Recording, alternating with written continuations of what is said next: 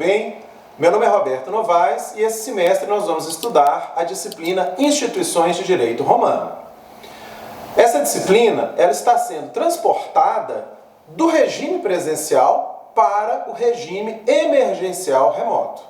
Ou seja, ela não é exatamente uma disciplina EAD, porque a educação à distância requer outras ferramentas, outro planejamento, outro esforço. De certo modo, o que nós estamos fazendo aqui é um pouco na correria e um pouco improvisado. Mas isso não vai impedir em nada que a gente possa usufruir, aprender, aproveitar o conteúdo desta disciplina aqui. Uma vez que também nós estamos tratando do estudo superior, e no estudo superior, uma boa parte do trabalho, aliás, a maior parte do trabalho depende de vocês que estão estudando. Bom, nesse nosso primeiro encontro, eu vou falar um pouquinho para vocês de como vai ser o estudo ao longo desse semestre.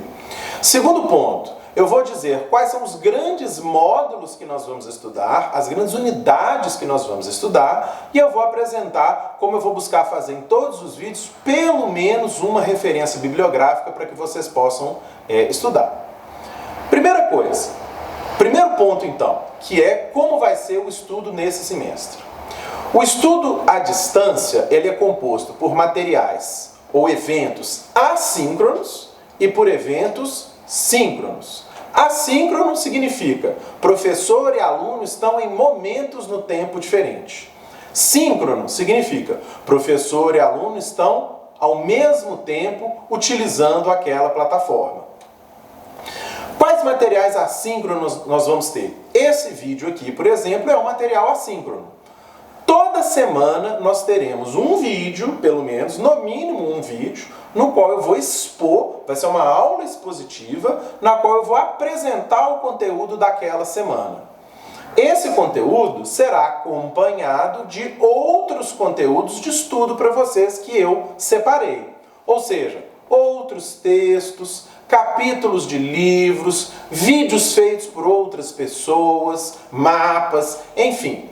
Cada semana, então, nós vamos ter pelo menos um vídeo e nós vamos ter materiais de apoio e que vão rodear aquele vídeo que é uma reprodução, né, pessoal? Uma imitação aqui da nossa aula. Qual que vai ser o material síncrono que nós teremos? A UFMG, na resolução que disciplinou o regime emergencial remoto, previu pelo menos um encontro síncrono a cada 15 horas aula. A nossa disciplina é uma disciplina de 30 horas aula, ou seja, ao longo do semestre, eu vou ter com cada turma, das 4 que nós temos, pelo menos 2 encontros síncronos, que serão conferências marcadas utilizando a plataforma online, na qual, num horário determinado, que será o horário da aula, nós vamos ter uma videoconferência. Como que vocês devem estudar esse semestre? Primeiro, o estudo à distância, ele exige muita responsabilidade do aluno. Uma das grandes vantagens do estudo à distância é que você, aluno, pode desenvolver esse estudo, pode realizar esse estudo de acordo com o seu horário, com a sua conveniência. Obviamente, dentro do nosso cronograma. Então, quer dizer, evidentemente, você não precisa de estar em sala de aula naquele momento.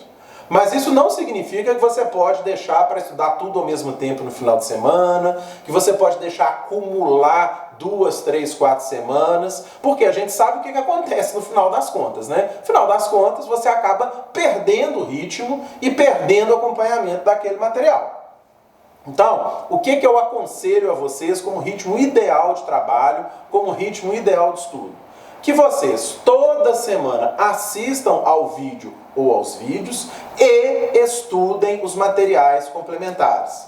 Pode estudar antes do vídeo, depois do vídeo, estudar o material e voltar ao vídeo depois, enfim, essa que é a grande vantagem de vocês gerenciarem o próprio tempo. A desvantagem que existe no ensino à distância é justamente a gente não ter esse contato pessoal todos os dias ou todas as semanas. Entretanto, isso vai ser em parte compensado pelas nossas videoconferências, né? E isso vai ser compensado também pela interação que a gente pode ter por meio do fórum na plataforma de ensino remoto, de ensino à distância. Os momentos síncronos, pessoal, diferentemente de uma aula presencial, não serão momentos para exposição de conteúdo. Ou seja, eu não vou me sentar e vou dar uma aulinha para vocês com conteúdo. Vou narrar fatos, vou narrar conceitos, vou explanar o conteúdo programático. Os momentos síncronos são momentos para discussão, para perguntas, para solução de dúvidas e serão direcionados nesse sentido. Conteúdo é assíncrono e de estudo de vocês. Momento síncrono é momento de conversa, de discussão, de tira dúvidas, de debate sobre aquele assunto, sobre aquele material. Segundo ponto do nosso encontro de hoje, dessa aula introdutória, dessa apresentação. Como será dividido o nosso semestre? O nosso semestre terá 3 grandes unidades. A primeira, o que é o direito romano e quais são as dificuldades e obstáculos ao estudo do direito romano. O direito romano, ele é uma disciplina muito grande, muito interessante também, mas muito grande, muito longa. Por quê? Porque a própria civilização romana, ela durou muitos séculos e abrangeu um espaço geográfico, um espaço territorial muito grande. Ou seja, é de se esperar que a gente tenha muito assunto, muita matéria, muita história, muito conteúdo. Então, como esse nosso curso aqui, ele tem um aspecto introdutório ao direito romano, não é possível nesse curso que a gente, obviamente, se aprofunde em todos os pontos, né, de mais de 1000 anos de história e em todas as instituições do direito romano que existiram e se modificaram em todas as províncias romanas, na capital romana, acerca desses mais de 1000 anos de história e durante também o Império Bizantino posterior. Isso é obviamente impossível. Então, primeira coisa que tem que ficar claro, o objetivo desse curso é uma introdução ao direito romano. Talvez o melhor nome dessa disciplina não fosse instituições de direito romano, mas introdução. Como que é? Por que é importante estudar isso? Quais são as principais características? Né? Qual que é a cara desse bicho chamado direito romano? O segundo grande módulo que nós vamos ver é um método para estudar isso. Já que a gente tem essas particularidades de um direito tão grande, tão vasto no tempo e com outras características também, quer dizer, não é um direito vigente, não é um direito aplicável à nossa época, é um direito que vai ser estudado com características ao longo do tempo, né? Então, como é que a gente abarca esse conteúdo? Como que a gente aborda metodologicamente, de uma forma metodologicamente adequada, esse material e esse conteúdo? Nesse segundo módulo, nós vamos estudar, então, uma metodologia de direito comparado, ou seja, um direito que não é o nosso, um direito como se fosse um direito estrangeiro, mas estrangeiro de outra época, né, que será estudado, e nós vamos precisar de conceitos, de uma forma, de um método mesmo, afinal, para estudar o direito romano. O método que nós nos utilizaremos, eu vou abordar um pouquinho dele, evidentemente, é o método desenvolvido por Alan Watson, chamado de transplantes legais. Alan Watson foi um dos grandes romanistas do século XX. Ele é responsável pela tradução, inclusive, pela coordenação da tradução do digesto para o inglês, a tradução integral para o inglês, e ele desenvolve, justamente ali no bojo do estudo do direito romano, essa metodologia ou essa teoria chamada dos transplantes legais. Nós vamos ver tanto essa metodologia como a crítica que existe a ela.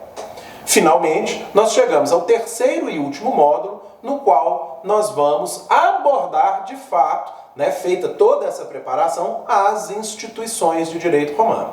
Mais uma vez, é óbvio que é impossível estudar em detalhe em 30 horas aula todas as instituições de direito romano, né? Então, nós escolhemos, é sempre uma escolha, pode ser que outros professores de outros cursos abordem de outra maneira, algumas instituições que são importantes, relevantes, interessantes e que possam dar uma aplicação a tudo isso que a gente viu antes, né? Quer dizer, essa metodologia de estudo, e possam ser uma apresentação de alguns conceitos que serviram talvez ou que chegaram até os dias de hoje e que nos permitem compreender melhor o nosso direito atual.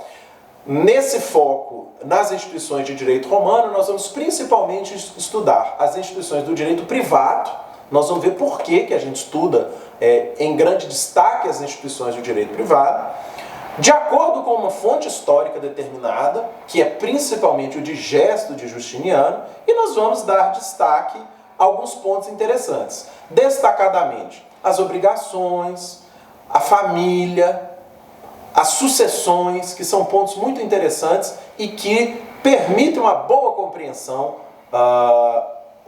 ou ajudam na compreensão do nosso direito atual. Vou confessar para vocês, teve muita coisa do direito civil brasileiro que eu só entendi por que era assim depois que eu vim a estudar direito romano. Parecia uma coisa mais ou menos arbitrária, mas só fez muito sentido, ganhou muito sentido depois que eu aprendi as origens romanas daquilo ali, ainda que não fosse idêntico, ele não tem nada idêntico ao direito romano, mas a origem está lá e a gente vê como que isso chegou até os dias de hoje e como que isso se plasmou da maneira atual.